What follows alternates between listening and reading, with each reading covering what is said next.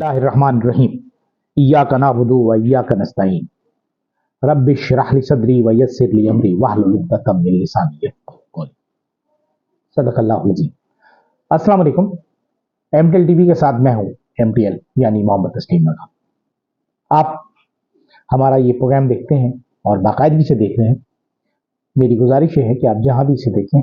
मेरा programme subscribe करें, bell icon का बटन दबाएं और लाइक करें और शेयर भी करें, क्योंकि हम आपसे जो गुफ्तगू करते हैं उसमें हम पाकिस्तान के साथ मजमूई तौर पर बहुत सी गुफ्तगू, ताल्लुकात और पाकिस्तान के हालात और ख़बरों के हवाले से बात करते हैं।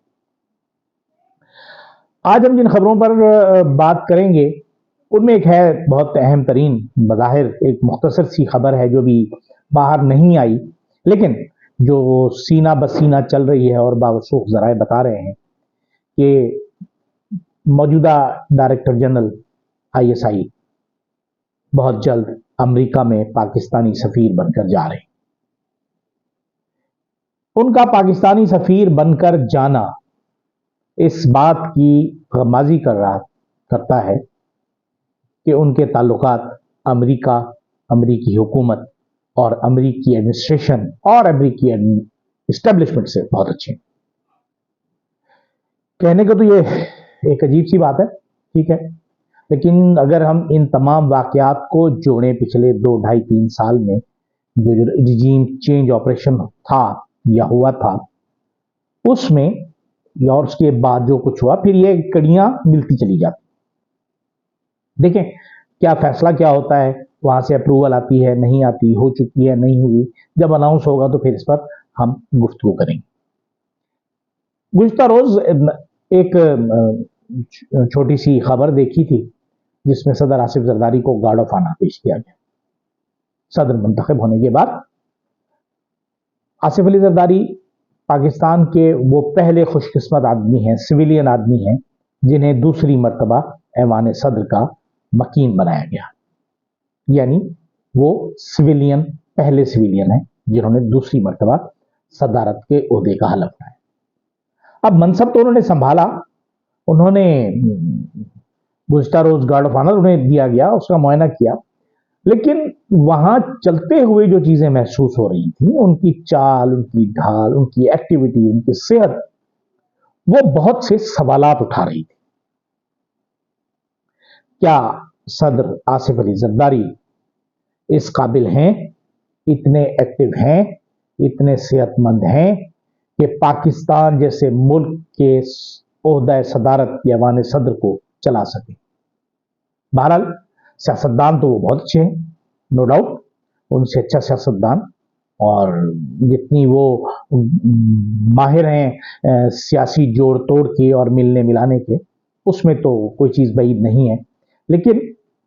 इसके साथ साथ जब आप ऐवान सदर में जाते हैं या स्टेट के हेड ऑफ स्टेट बनते हैं तो कहीं इस हद तक ना चले जाएं जैसे हमारे गवर्नर जनरल थे जो ना बोल सकते थे, ना लिख सकते थे, ना खा सकते थे, गालियां भी दिया करते थे और गंदी गंदी गालियां, गलीज गालियां दिया करते थे। तो कहीं इस तरह की सेहत ना हो जाए उनकी, क्या उनकी सेहत इतनी खराब हो जाएगी? लेकिन अल्लाह उन पर अपना रहम करे, करम करे। दूसरी तरफ जो काबीना ने हलफ उठाया, कल हमने उस पर गुफ्तगू की थी। उस काबीना में अगर हम देखें तो 2 हिस्सों में उसे हम बज़ाहिर उसे 2 हिस्सों में तकसीम कर सकते हैं। एक हिस्सा तो खालिसतन मुस्लिम लीग नून का है और एक हिस्सा वो है जो निगरानों के पुल के जरिए, कल भी हमने यही कहा था कि निगरान और हुकूमत के दरमियान एक पुल था, बनाया जाता है और उस पुल के जरिए 2-3 लोग आ गए, जिसमें सबसे अहम जो थे मोहसिन नकवी, जिन्हें वजीर दाखिला बनाया गया है। अब वजीर दाखिला बनाने के लिए क्या ये पाकिस्तान तहरीके इंसाफ को ये पैगाम दिया जा रहा है कि आपके साथ जो पंजाब सूबे में हमने किया है अब पूरे पाकिस्तान में वैसा ही करने जा रहे हैं या करना चाह रहे हैं? और दूसरा जो सबसे अहम है वो है वजारत खजाना। कितनी अजीब बात है, पाकिस्तान ने अपने खजाने की कुंजियां एक गैर मुल्की के सुपुर्द कर दी। यहां इलेक्शन नहीं लड़ा जाता, इलेक्शन आप लड़ नहीं सकते, जब जिसका जी चाहता है वो कहता है दोहरी शहरियत छोड़े,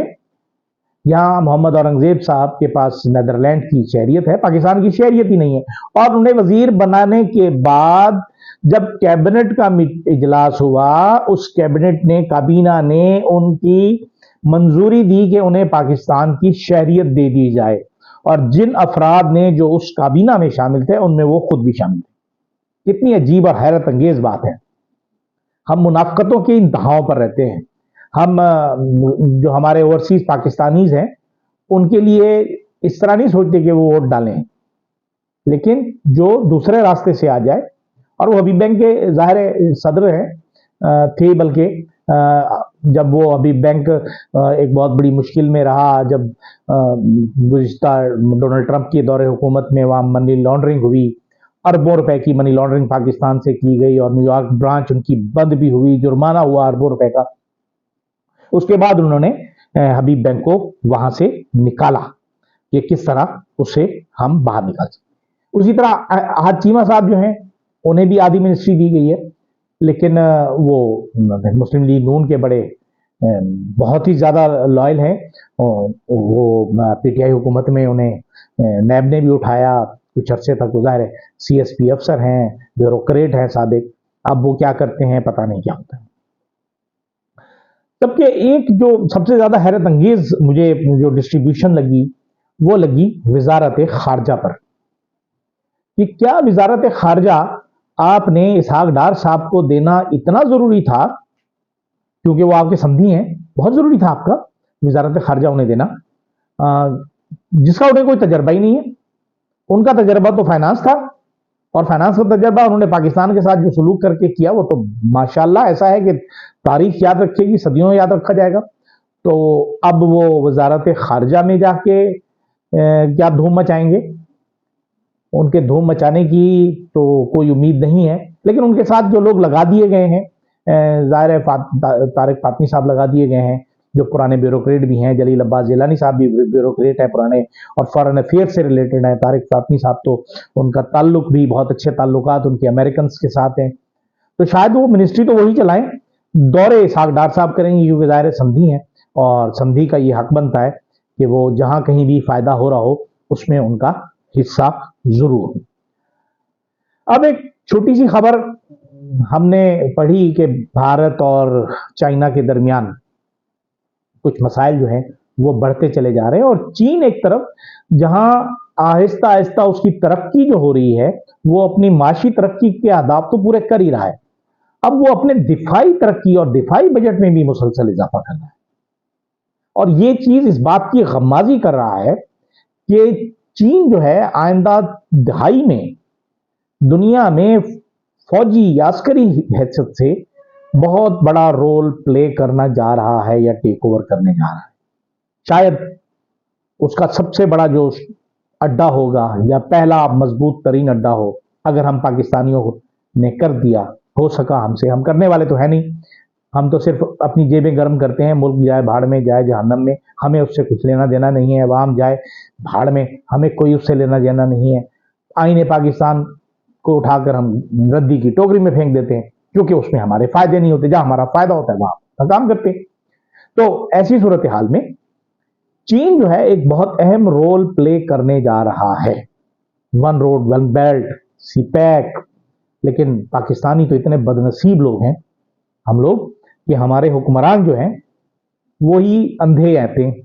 اندھے ہی ہوتے ہیں ہمارے حکمران، اور اگر ہم کسی اپنی مرضی کے کسی ممبر کو ووٹ دیں تو اسے فارم 47 کے ذریعے ہروا دیا جاتا ہے۔ شاید ہمارا نصیب ہی اتنا برا ہے، خدا نے آج تک اس قوم کی حالت نہیں بدلی، نہ ہو جس کو خیال آپ اپنی حالت کے بدلنے کا۔ ہم تو اپنی حالت بدلنے کی کوشش کر رہے ہیں، لیکن جو ہمارے اوپر بیٹھے ہوئے نا وہ ہماری حالت نہیں بدلنے دینا چاہتے، وہ نہیں چاہتے کہ پاکستانی ترقی کرے، وہ نہیں چاہتے کہ پاکستان ترقی کرے، وہ نہیں چاہتے کہ پاکستان دنیا میں لیڈروں والا رول ادا کرے، وہ صرف یہ چاہتے ہیں کہ ہم لوگوں سے بھیک مانگتے رہیں، 1 ارب ڈالر کی، 2 ارب ڈالر کی، 3 ارب ڈالر ہمارے اکاؤنٹ میں رکھوا دیجئے، 3 سال تک مت اٹھائیے گا، ہمارا بیلنس شیٹ اچھی رہے گی، ہمارا فلاں ہوگا۔ ہماری حالت تو اب اس فقیر کے کتے کی سی ہو گئی ہے کہ جو اپنے مالک کے اشارے پر بھاگتا ہے، اور یہ کام ہم کب تک کرتے رہیں گے؟ पता नहीं, इजाजत दीजिए, अल्लाह हाफिज।